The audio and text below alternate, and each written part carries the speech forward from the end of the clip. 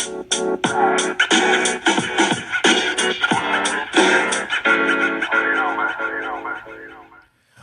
up? What's up? What's up, everybody? Welcome to Marriage Unmastered. It's me, your boy Hen, and I'm here with the lovely, the amazing Shireal. It's so hot in here. I'm sweating. I make you hot. What's up, y'all? How's it going? I make you hot and sweaty. That's not what I said. I said it's so hot in here. I'm And sweating. So try to just play me. I gotta keep it. We could get sidetracked so fast. So I just try to keep it pushing. What's up, girl? What's going on? What up? Yo, so I feel like over the last couple of weeks we've been talking about What? You said, "I'm gonna remember the last couple." What did you say? Slow it down. You didn't hear me. That came out real fast. Like I said, I feel like over the last couple of weeks we've been talking about like the dynamics in our marriage as far as being almost like at 11 years. yeah. So I have a question for you. Mm-hmm. Since we've been married and knowing what you know now, what do you wish you would have known before we got married?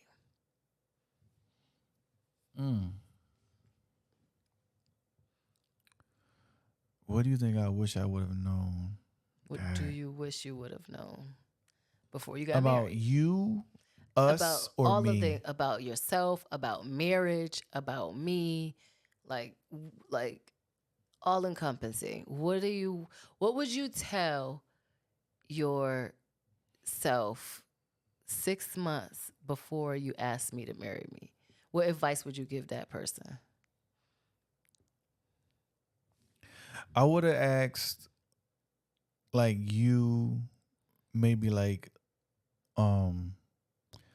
let's get married for love, but let's also make like a real plan, so we wouldn't get like stuck or get upset at each other because we're not reaching goals. Like, let's aspire before we get married, because we'll always have something that where we can reach to as far as getting married. And without a plan, you'll fail. And I feel like we could have did more planning. Like, let's plan for the first, like, in 5 years, this is what we want to achieve.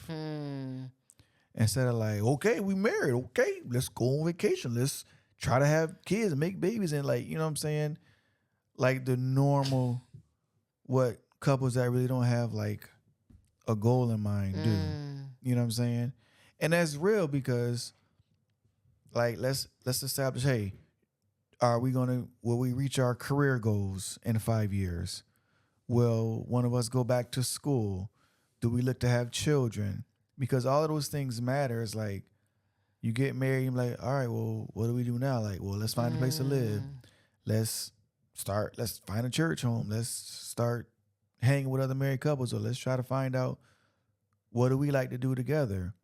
Instead of setting that in motion before we got married. Because like, by the time we reach year 5 of marriage, it's like, we don't have to be talking like, oh, I don't know if I'm gonna stay with him or this or her. It will be like, yo, we had a plan mapped out. Bum, bum, bum, bum, bum. Like, we gotta respect it like that. Marriage is not something you take lightly, because I said those vows in front of you, in front of your family, in front of my family, before God. And it's like, I want to marry this woman, but like, I don't have a plan for this woman. And I think when men marry somebody and don't have a plan for them, that's where you get like the uneasiness, the crazy, the rocky foundation. It's like, oh my God, what am I doing here? He doesn't have he doesn't have a vision for us. And I think when you become a husband, before you become a husband, you have to be somewhat of a visionary, because you got to start making visions for your wife, for your children. And like, yeah, I might not like this reference, but I do. Like Joe Jackson, I don't care what the media said, how children may have said, but he had a vision for his family. And I think he set them up. And if you don't like the Joe Jackson reference, maybe the Serena Venus Williams father. He had a vision for his daughters and for his family.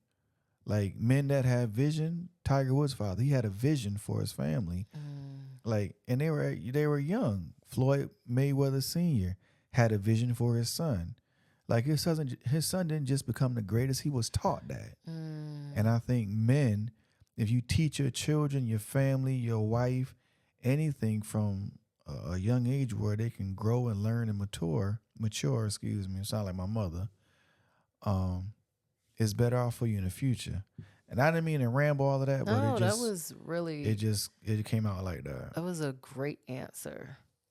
And I honestly, like, I didn't expect you to say that, but as you were saying it, I was like, you're right. Like that wasn't even on my, because I had a whole list of things that I wish I would tell myself, but I feel like you summed it up really nicely. Like I wish we would have had a plan. I think you're right. Like we got married, we were excited, and we jumped into a marriage, but we didn't have it. We just kind of let life take us. Yeah, we was free spirit and out here.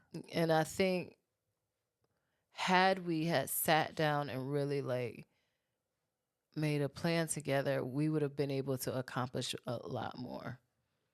And I think we'd have been able to handle the things that got thrown out at us You know what? better. True. I wouldn't even say like a lot more.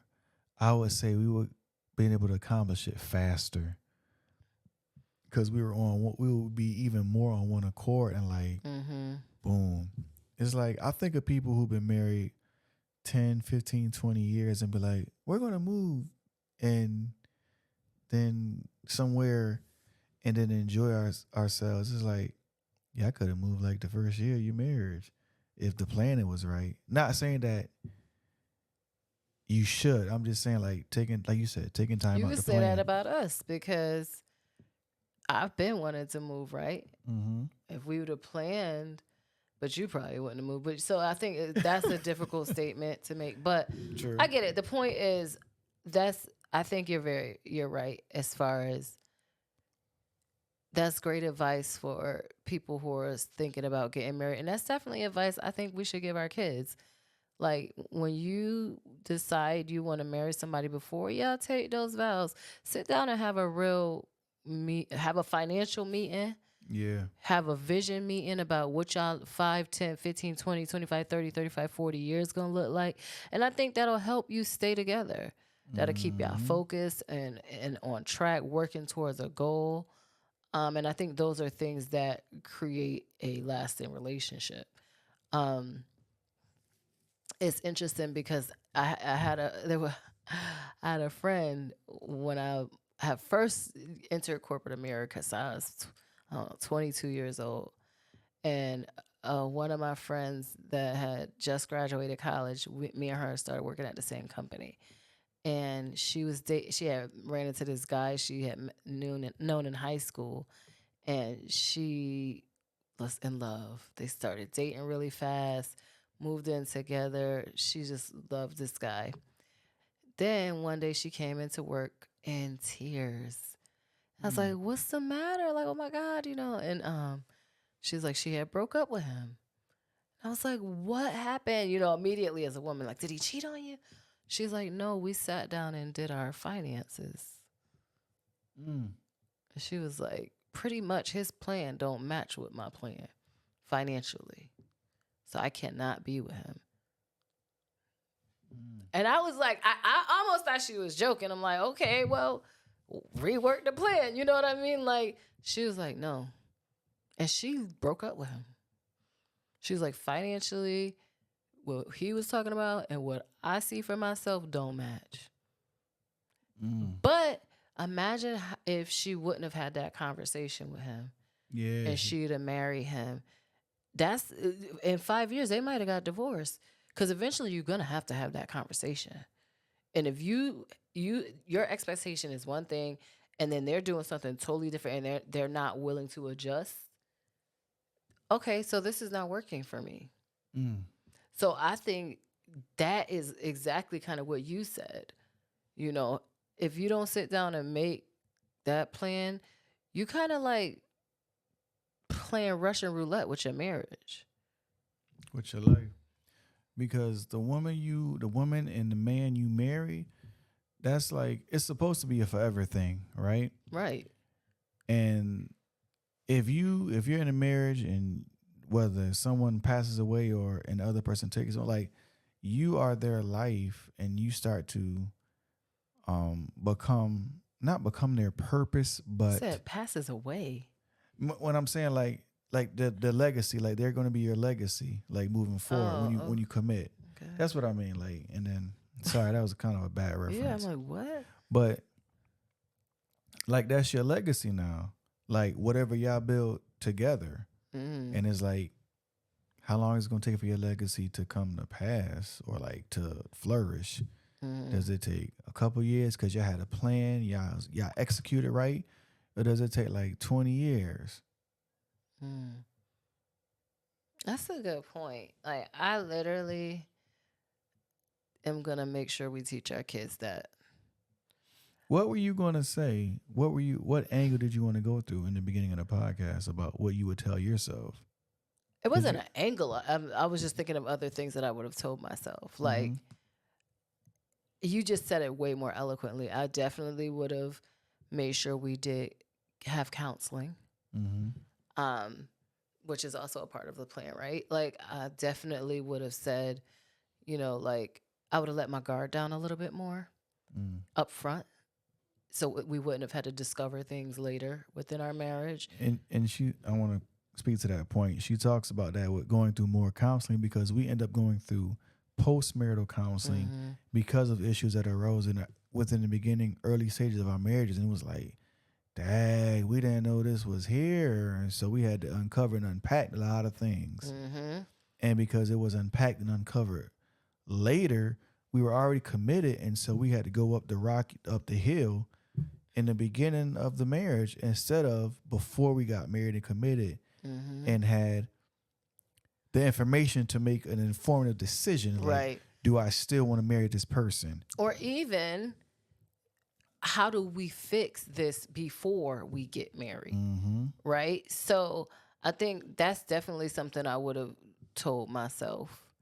I think another thing I would have told myself is to have an honest conversation about where we wanted to live. I feel like it took a very long time for us to make that decision and how we wanted to live. Because when we got married, it was like, okay, what do we do now?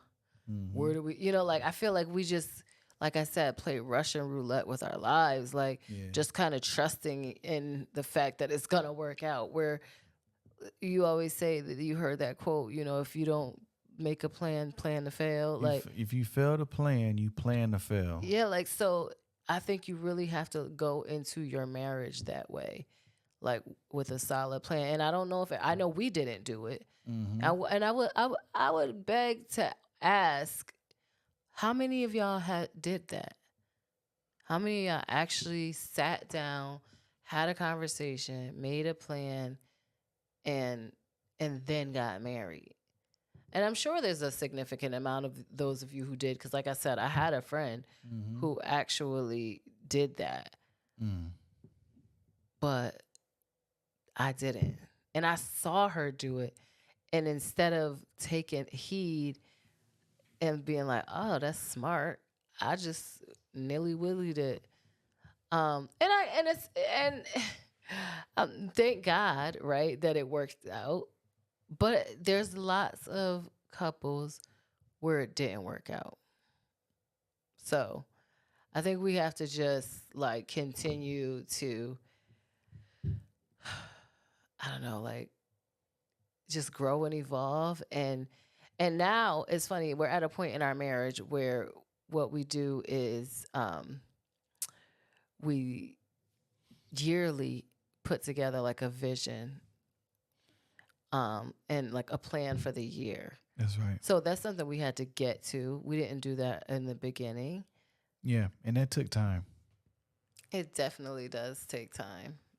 It definitely does. Oh, yeah. But once you get an emotion and do what you have to do, everything will start to fall in place. Mm-hmm. And I think for us, once we started like setting a vision and aligning our goals Mm-hmm. and making plans to like get out of debt and pay stuff off early, like we started to see our goals be achieved quicker, faster. It was exciting to be able to mark things off of our list and our calendar. You know what I'm saying? Yeah, yeah, for sure. I think too though, like when I think about, back to the original topic at hand, like what advice would I give myself 6 months before we got married? I think another thing that I would have given the advice that I would have given myself is to let my guard down. Mm. Like I feel like I came into our marriage still very guarded. Um, Although I will say when you asked me to marry you, that automatically dropped a piece of my guard that I wasn't even expecting. Um, but even more so, I think I would have been more open than I or when than what I was when we got married. I think I still had a lot of things that I was fearful that pieces of me that I didn't know if you would like. So I think, maybe that's just natural. Maybe that's something that takes time to, you got to get comfortable with a person and all the things. But I think that had I not been so guarded in the beginning, we could have probably avoided some of those pitfalls. Mm. Yeah. Do you want to go into like what pieces, or you Um, want to not? I You don't. don't have to. No, I I'm just really asking. can't. I think just in general, I was it was hard for me to trust fully. And Got you. you know what I'm saying? So I think that, like, if I would have been more trusting and not so guarded with, like, because when a woman doesn't trust, like, her guard is automatically up. You know what I'm Mm-hmm. saying? So I think that would have helped had we had those planning conversations, had we done counseling the right way, like Yeah. had we have done those things the right way, I think that would have, again, which is why I say that you definitely said it very eloquently, how Mm-hmm. putting a plan together. And I'm just going to keep saying this. I definitely will share that with our children once they get to an age where they start to think about dating and those things, like making sure that's a priority when you're starting to talk about Yeah. marriage. Hmm. And to that, I will say, because marriage will not correct an issue that hasn't been corrected. It will only cover it up. Or enhance it. Yeah. And it can only be covered up for so long before Hmm. it like gonna find its way to the top. Hmm. Hmm. Because what marriage does is it exposes your Yes, vulnerabilities, it does. and it sets you on a path to be real with yourself and with your partner. And you begin to understand who you were with who you are with. Hmm. You know what I'm saying? Or who you are with who you're with. It's funny how, like, the Bible says that, and the two become one flesh. And when man and woman are married, they become one. And it's like, I'm I'm Henry, but now there's a side of Henry that I don't necessarily see myself, but Shireal may see Hmm. him. Hmm. And vice versa. I may see the part of Shireal that she doesn't want to see or doesn't want to show to anybody. And that's what marriage does. And I don't want to use the word expose, because the expose, like, people Because put it's a negative, about, they put yeah. a negative connotation on that word. Hmm. But in order for a womb to grow, it has to be exposed to oxygen or to air in order for it to heal properly. Hmm. Cause like I get a cut, I put a band-aid on it, the skin gets wet, the wound can get infected and it won't heal. But when it's open, it can heal the right way. Well, yes, but I It's get it. I supposed get to. what you're saying. Yeah. So yeah, but I think ultimately, like, definitely some good advice to give to our unmarried selves and to our children, and Mm. really just to keep implementing as we continue on our Yeah. in our marriage. So So like, good, good. yeah. So for you all who are married, unmarried, single, looking to marry, date, whatever you are, have those tough conversations, right? Because when you give everybody the evidence of what happened and all the information, they can make an informative decision. And then I think people will be a lot more happier because they said if they had the information, be like, I made it, I did it myself. Like either they're gonna say I was a dummy or I chose this. Or you Not can, dummy, at but that like point, take that information and put a plan together on how y'all can make what y'all got work. yeah, whether So it turn out good there or we bad. go. Like All right, y'all. Thank you for listening, and make sure you check out our website, marriageunmastered.com. Get one of our books, The 21 Habits of Love, A Plan for Romance in Your Marriage. And we will talk to you next week right here on this platform. Bye. peace.